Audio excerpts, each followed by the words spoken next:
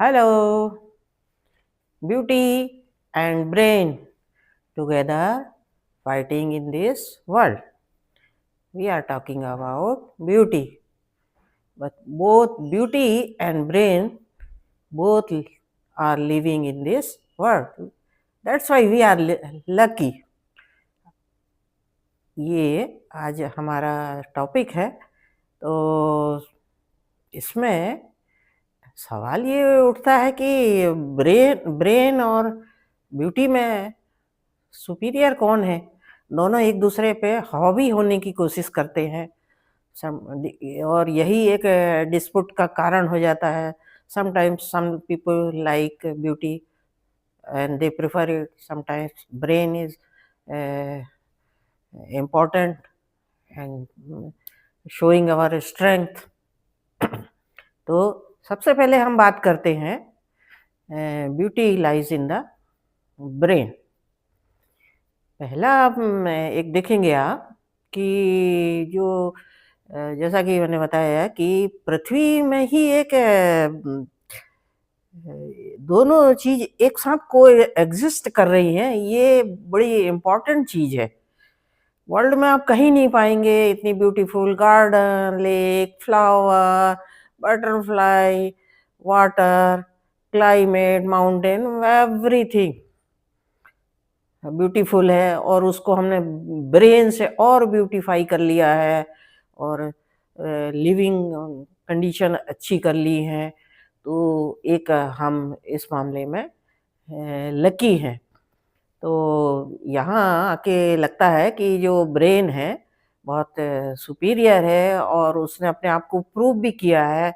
जैसे आप देखें कि ब्रेन जो होता है उसका एक अच्छा एग्ज़ाम्पल है हमारे डॉक्टर एपीजे अब्दुल कलाम। बहुत ब्यूटीफुल पर्सनैलिटी नहीं थे, लेकिन आपके ऊपर हावी थे। क्यों? क्योंकि उनके ऊपर ब्रेन हावी था। और मैंने अपनी ज़िंदगी में तो नहीं देखा, मैं खुद भी बहुत प्यार करती हूँ, अथाह प्यार करती हूँ उनको, कि मैंने अपनी ज़िंदगी में नहीं देखा कि उस उतना प्यार करने वाले किसी और आदमी के लिए दुखी हुए होंगे जब उनका जनाजा निकला यहाँ से और खबर आई। 2 दिन तक लोग अपसेट रहे। इवन जब उनके जनाजे के एक दर्शन करने के लिए लोग रेल की तरह पीछे-पीछे उनके भाग रहे थे। वो वो एक एग्ज़ाम्पल है कि हमारा देश ब्रेन का कितना इज़्ज़त करता है। यहाँ आके आप देखो कास्ट, क्रीड, जाति सारी चीज़ का एक बाँध को उन्होंने तोड़ दिया और उसमें हावी रहे और शायद वो अमर रहेंगे। हमारी मेमोरी में तो जब तक ये पृथ्वी रहेगी तो अमर रहेंगे। लिखा जाएगा कि इतिहास में यदि भारत ने अपनी मिसाइल बनाई थी और स्पेस में जो पैर रखा था तो वो अबुल कलाम के कारण रखा था। तो और ये हमारा बैड लक रहा कि वो सडन उनका डिमाइस हो गया। तो अब गॉड की जैसा रहा होगा उसके लिए तो कुछ नहीं कर सकते। और हमारे पास एग्ज़ाम्पल हैं, आप देखिए विवेकानंद है, मुंशी प्रेमचंद की कहानियाँ हैं। मुंशी प्रेमचंद एक गरीब छोटा-सा सीधी-सादी पर्सनैलिटी वाला एक मैन था। उसने अपने आप को प्रूव किया। आज उसकी हर हर जगह उसकी कहानियाँ पढ़ी जाती हैं, एग्ज़ाम्पल दिए जाते हैं और इसी तरह से आप देखेंगे कि उम, और भी जो हमारे क्या है इतिहासकार हुए हैं और गायर हुए हैं।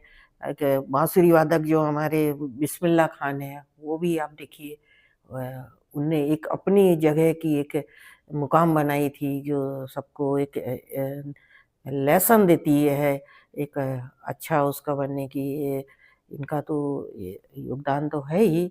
गांधी जी को आप देख लीजिए, कितनी सिंपल पर्सनैलिटी थी। तो ये एक एग्ज़ाम्पल है कि उनके पास उनने अपने आप को कोई ब्यूटीफाई नहीं किया था कि बहुत कपड़े पहने थे, बहुत अच्छे से घूमते-फिरते दिख रहे थे या कुछ था उनके पास या बहुत पैसे पैसे थे, कुछ नहीं था। लेकिन उनको प्यार करते थे लोग और दिल से प्यार करते थे। तो यहाँ मेरा ये मतलब है, तो यहाँ आके मुझे ये लगता है कि ब्रेन हमेशा हावी रहती है, इसीलिए हमारे यहाँ लोगों हमारे जो पुराने लोग हैं, हमेशा ब्रेन को इम्पोर्टेंस देते हैं और बच्चों को शुरू से बोलते रहते हैं, ये ना करो, वो ना करो, ये अच्छा बनो। कोई गलत काम करते हैं तो सुधरने के लिए इनके एग्ज़ाम्पल सेट किए जाते हैं। शिवाजी हुए, मीराबाई हुए, बहुत सारे ऐसे एग्ज़ाम्पल आप लेते जाएँगे, इतिहास में जाएँगे तो जैसे अभी इनका कहाँ कवि वो बताया मैंने, मुंशी प्रेमचंद का बताया कि कितनी गरीबी में रह के उनने वो किया था। तो ये एक एग्ज़ाम्पल है। साइंटिस्ट आप देखेंगे डिफरेंट फ़ील्ड में वो साइंटिस्ट हैं, डिवोट कर दिए। रामानुज का जो देखा था 35 साल में वो एक इंग्लैंड के एक जो रिसर्चर थे, जो हमारे यहाँ एक ऑफ़िसर थे, उस समय गुलामी के समय यहाँ काम करते थे, साउथ में तो चेन्नई में जब उनने उसका टैलेंट देखा तो उनको रिसर्च के लिए अपने उसके पास पैसे नहीं थे, तो वो अपना उसको इम्प्लीमेंट नहीं कर पा रहा था, तो उन्हें ले गए वहाँ पे उसको रखा। लेकिन बैड लक ये रहा कि वहाँ जाने के बाद क्या है, वो एक वेजिटेरियन भी था और ठंडा क्लाइमेट था और वीक भी था, चूँकि खाने-पीने में गरीबी में फिज़िकली वीक था, तो वो सर्वाइव नहीं कर पाया। 35 साल की उम्र में वो चले गए। पर उनके आज थ्योरम देखेंगे आप, उनके जो कॉन्सेप्ट हैं पूरे उसके अमेरिकन भी ब्रिटेन की लाइब्रेरी में आज उनकी एक अपनी जगह है। तो ये मैंने बताया। अब दूसरा पक्ष है ये ब्यूटी का, जैसा हम बोल रहे थे कि ब्यूटी का एक तो ब्रेन हो गया, दूसरा हो जाता है ब्यूटी। जैसा कि ब्यूटी मैंने बताया 2 होती है, एक इंटरनल जो अभी हम चर्चा कर रहे थे, दूसरा होती एक्सटर्नल। एक्सटर्नल ब्यूटी की भी एक अपनी जगह होती है और उसके उसके लिए हमें एक्सटर्नल ब्यूटी का तो मैंने बताया कि हम हर जगह ढूँढते हैं। फूल में, फल में, पेड़ों में, एनिमल में, बच्चे में, सब में ब्यूटी खोजते हैं, कंपेयर करते हैं कि कौन किससे अच्छा है, सुंदर दिख रहा है, उससे उससे ज़्यादा सुंदर बनने की कोशिश करते हैं, भागने की। और इसमें कोई बुराई भी नहीं है। इससे हम अपने आप को इम्प्रूव करते हैं, अपना डेवलपमेंट होता है उससे और एक उम्मीद के कारण हम आगे बढ़ने की कोशिश करते हैं। तो ये उसका आंतरिक वो कारण है, जैसा कि मेरा ये मानना है कि और ये होना चाहिए, हर आदमी को ब्यूटी की एक इज़्ज़त करनी चाहिए और उसको रखना चाहिए, अपने आप को ब्यूटीफाई करने की कोशिश करनी चाहिए। जैसी पर्सनैलिटी है वैसे में ही उसको इम्प्रूव करने की कोशिश करें। उसी का एक नतीजा आज हो गया है कि ब्यूटी पार्लर बहुत चलने लगे हैं। इसके विषय में भी मैं बताऊँगी आपको। एक मैं पहले आपको आपको हमारे बचपन का एक किस्सा बताती हूँ कि जब हम छोटे थे, नासमझ होते हैं, तो उस समय ब्यूटी पार्लर वगैरह नहीं होते थे और एक दुल्हन जो होती थी छोटी-सी, उसको हम देखते थे कि उपटन लगता था और चंदन लगता था 10-15 दिन तक। बड़े नेचुरल तरीके से सब उसको मालिश की जाती थी, तैयार किया जाता था। वही एक दुल्हन होती थी और घूंघट में सजी हुई जो आती थी। तो हम लोग उसके पीछे पागल की तरह घूमते थे उसको देखने के लिए कि उसका हमको चाँद-सा मुखड़ा हमें दिख जाए और अच्छी होती थी, तो इतने खुश होके बताते थे कि बड़ी सुंदर दुल्हन है, ये है, वो है, इस तरह से। तो दैट मीन्स हम ब्यूटी को हमेशा दैट मीन्स एक्सटर्नल ब्यूटी भी इम्पोर्टेंट है और जो मैंने बताया कि हमारे यहाँ हल्दी, चंदन नेचुरल तरीके से, आयुर्वेदिक तरीके से, खान-पान से हम अपने आप को ब्यूटीफाई करने की कोशिश करते थे। तो ये तो इसका हुआ बताया मैंने। दूसरा अब ये देखा आज के ज़माने में हम देखें तो इसी चीज़ को थोड़ी टेक्नोलॉजी बदल गई है, मॉडर्न हो गए हैं लोग, तो ब्यूटी पार्लर का रूप ले लिया है। उसमें कुछ लोग इसका विरोध भी करते हैं कि ये बेकार है, फालतू है, वेस्टर्नाइज़ हो गए हैं, ये हो गए हैं और मुझे पर इसमें इसमें भी बुराई नहीं लगती क्योंकि तरीका बदल गया है, इसने रोज़गार भी दिया है। आप देखो आज ब्यूटी पार्लर चल चल रहे हैं बहुत सारे लोगों को, तो हर ब्यूटी पार्लर में 1, 2, 4 लोगों को रोज़गार मिल जाता है, उनकी जीविका का एक साधन हो गए हैं। तो ये तो आर्थिक हो गया।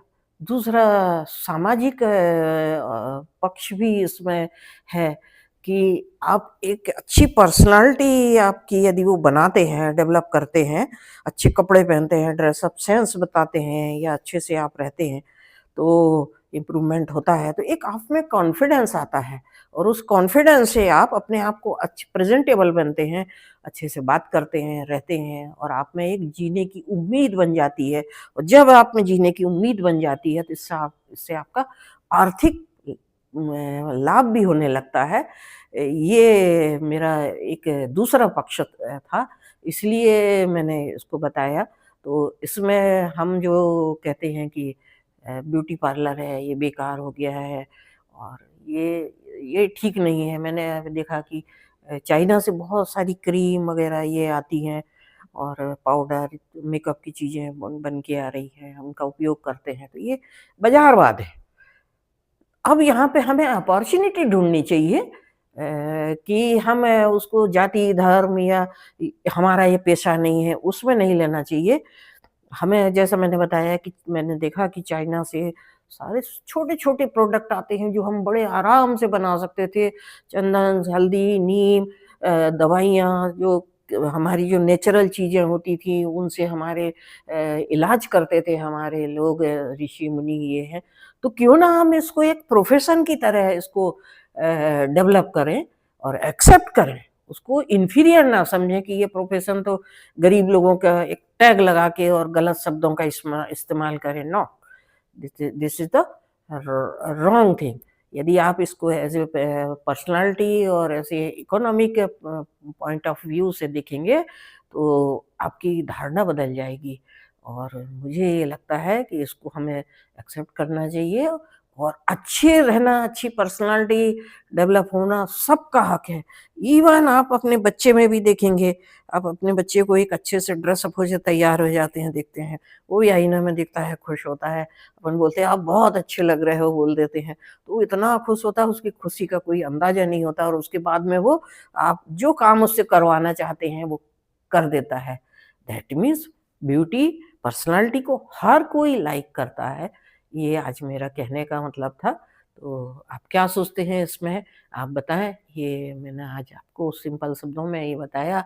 एज़ ए प्रोफ़ेशन भी आप समझ सकते हैं, इसको एक्सेप्ट कर सकते हैं, कॉमर्शियल भी देख सकते हैं इसको और आज देखिए प्रोफ़ेशनल लोगों की तो बहुत नीड हो गई है कि पहले तो मेन का कोई रोल ही नहीं होता था कि ठीक है, हम तो जैसे हैं वैसे हैं, ब्यूटी सिर्फ़ लेडी के फ़ेवर में थी। लेकिन आज वैसा नहीं है, आज जेंट्स के भी फ़ेवर में आ गई है क्योंकि अब वर्ल्ड में आप घूम रहे हैं, बाहर जा रहे हैं और वो आपका एक अर्निंग का मीडियम हो गया है। तो उसने आपको एक अच्छी अच्छी पर्सनैलिटी, अच्छी चाहत दी है, दुनिया में घूमना सिखाया, रहना सिखाया है और वर्ल्ड को एक अच्छी तरह नज़रिए से देखना सिखाया है और होप करती हूँ कि इसकी सब अच्छी-अच्छी चीज़ों का आप उपयोग करेंगे, नेचुरल तरीके से और अपनी पर्सनैलिटी ग्रूम करेंगे, ग्रूम करके एक अच्छे आदमी बनेंगे। इसमें मेरा कहने का बिल्कुल मतलब था, मैंने दोनों का सामंजस्य बताया कि ब्रेन किस तरह से हाँ, ये मैं भूल गई थी कि यदि आप अबुल कलाम की पर्सनैलिटी को ले लो क्या आप बायोलॉजिकली देखेंगे कि बहुत सुंदर पर्सनैलिटी थी? नो। लेकिन उनकी जो आंतरिक पर्सनैलिटी थी, उसका तो कोई जवाब ही नहीं था। इतना लोग उनको प्यार करते थे और एक चीज़ और देखा होगा आपने कि जो हमारे बुजुर्ग लोग भी होते हैं या कोई गरीब होता है, कोई होता है जिसको हम जब एक फर्स्ट लुक में देखते हैं तो वो हमें बहुत ऑर्डिनरी लगता है। लेकिन फिज़िकली आप देखें कपड़े-लत्ते उससे लेकिन जब आप उससे बात करेंगे, तो आपकी धारणा बदल जाती है कि हाय! मैं तो क्या समझ रहा था इसको, ये तो कितना विद्वान है, कितना अच्छा है नेचर का, कितना सरल है, कितना सक्सेसफुल है। एक एग्ज़ाम्पल अभी हमारे वेदांता के मान लीजिए अनिल अग्रवाल का ही ले लीजिए, कितनी सिंपल, सीधी, अच्छी पर्सनैलिटी है, नेचर वाइज़ भी, सक्सेस वाइज़ भी। तो ये बताने का मेरा मतलब था कि आप दोनों का सामंजस्य बना के एन्जॉय करें, इस अर्थ को एक सुनहरा, सुंदर, सफल बनाएँ। Okay, bye-bye.